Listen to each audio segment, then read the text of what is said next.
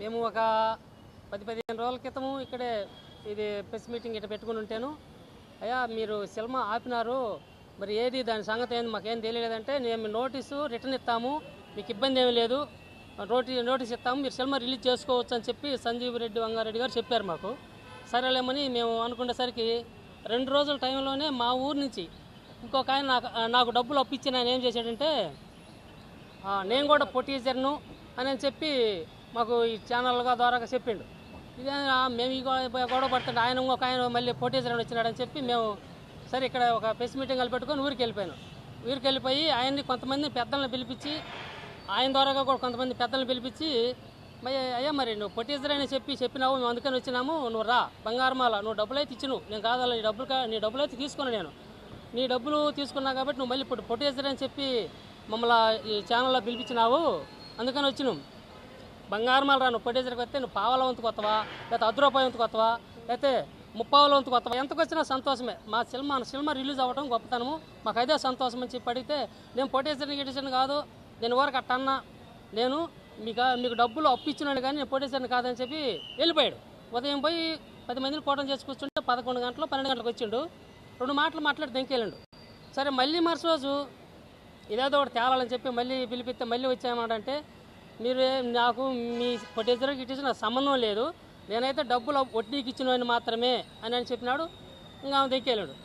ఇదే మాట మాకు ఛానల్ మంగళ చెప్పమంటే నేను రానని చెప్పి పక్క తప్పుకొని దెక్కేళ్ళాడు.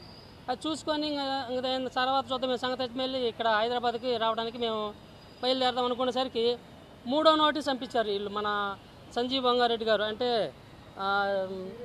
టీ సురేష్ గారి ద్వారాగా 3వ నోటీసు మా ఊరికి పెదారకట్లకి వచ్చింది, మా ఇంటికి వచ్చింది. నేను వాటిలో ఉంటే నా కాడికి వచ్చారు. ఏమని వచ్చిందంటే, అయ్యా సినిమా రిలీజ్ చేసుకోండి, అయితే మేము పోస్టులు అతికేయం, పబ్లిసిటీ చెయ్యం, తర్వాత ఓటీటీకి అమ్మొద్దు, ఇతర ఏదన్నా బయట ఎవరన్నా అడిగినా కానీ ఎవరికి ఇవ్వద్దు, మీరేదో కొన్ని నాలుగు వేసుకొని సరిపెట్టుకుంటామని వాళ్ళు పంపించిన నోటీస్ మీద మేము సంతకం చేసి వాళ్ళకి పంపిస్తే, అప్పుడు దీనికి వాళ్ళు మేము ఇక్కడైనా పదాలు వేసుకోవడానికి అనుమతి ఇస్తామన్నట్టుగా వాళ్ళు నోటీస్ పంపించారు. మేము ముందు టైట్లు పోస్టులు ఇవన్నీ చేయించుకొని పర్మిషన్లు అన్నీ తీసుకొని రిలీజ్ పెట్టుకుంటే, ఆయన ఈ మధ్యలో ఈయన ఆర్డర్లు వేయటం ఏంది? ఆయన సినిమా కాదు కదా, ఇది మా సినిమా, మా రూపాయి ఖర్చు పెట్టుకొని తీసుకున్న సినిమా, లెక్క ప్రకారము అసలు అడ్డం రాకూడదు. అది ఏమన్నామంటే, రండి కూర్చుని రండి, మీరు రాలేకపోతే మీ గుమస్తాలను పంపించండి, కూర్చొని 10 మందిని కూర్చోబెట్టి మాట్లాడదాం, సినిమా మీదే మాదే తేల్చుకుందాం, ముందు తేల్చుకున్న తర్వాత మీదైతేనేమో మేము పక్క వదులకు దింకెళ్తాం, సరే మాదంటే మాత్రం మా జోలు మీరు రావద్దు, కాలు కాడ్చుకుంటామో 10 కాడ్చుకోవడం 100 కాడ్చుకుంటామో నీకు అనవసరం, నువ్వు మా దాన్ని ఆపడానికి నీకేమున్నది, నీకేమన్నా అవకాశాలు, మీకేమన్నా మా దాన్ని ఆపడానికి నువ్వేమి మాకేమన్నా పెట్టుబడి పెట్టినోడు కాదు, పైన ఏమన్నా తీసుకుంటాం అయ్యా సినిమాని మిమ్మల్ని అడిగితే మీరేమన్నా మాకు పర్మిషన్ ఇచ్చినోళ్ళు కాదు, మాకు ఛాంబర్ పర్మిషన్ ఇచ్చారు, సెన్సార్ సర్టిఫికేట్ మాకు వచ్చింది, అన్నీ కావాల్సిన మెటీరియల్ గవర్నమెంట్ ద్వారా పొందాల్సిన పొంది మేము సినిమా రిలీజ్ చేసుకుంటుంటే మీరు చేయొద్దని వాళ్ళు అనడానికి వాళ్ళకి ఏంది? మేము చిన్న సినిమాలు చేసిన వాళ్ళు, మేము మా ఇంట్లో అంటే చిన్న సినిమాలు చేసే వాళ్ళు ఎవరు రావద్దు బయటకి. ఆయనదేమో సిరిట్, మాదేమో సిరిట్ ఈజ్ నాట్ వన్. అయితే ఆ సినిమా ఏమో పోలీసులు గీలుసులు ఉంటారు, మా సినిమాలు దెయ్యాలు దేవుళ్ళు ఉంటారు. ఆ సినిమాకి మా సినిమాకి సంబంధం లేదు. ఒకవేళ అనాలనుకుంటే ఈ మాట ఏమనాలంటే, మాకు సెన్సార్ సర్టిఫికేట్ ఇచ్చింది కాబట్టి ఈ సిరిట్ అనే సినిమా మీరు చేయొద్దు, మీరు ఆపండి, మాకు ఇచ్చిన తర్వాత మీకు ఎట్టిస్తారు, ఆ విషయం మనకు అడిగిపోయి తేల్చుకుందామని చెప్పి మేము ఇవ్వాలి నోటీసు.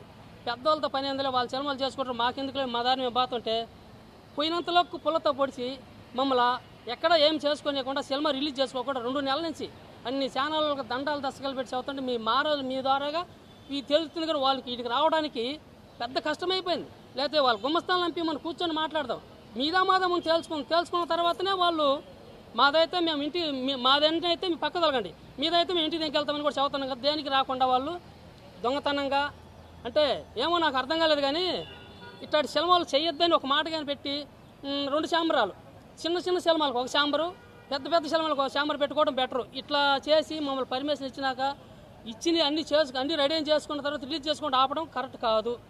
దీని మీద మేము ఎంతవరకు వెళ్ళాలనేది మాకు మా లాయర్ ద్వారా సలహా తీసుకున్నాం. అంతకుముందు ఒక లాయర్ని పెట్టుకున్నాం, ఆ లాయర్ని జంప్ చేయించారు, ఆయన వేయించారో తెలీదు, ఆయనకి ఏదైనా ప్రాబ్లం అయిందో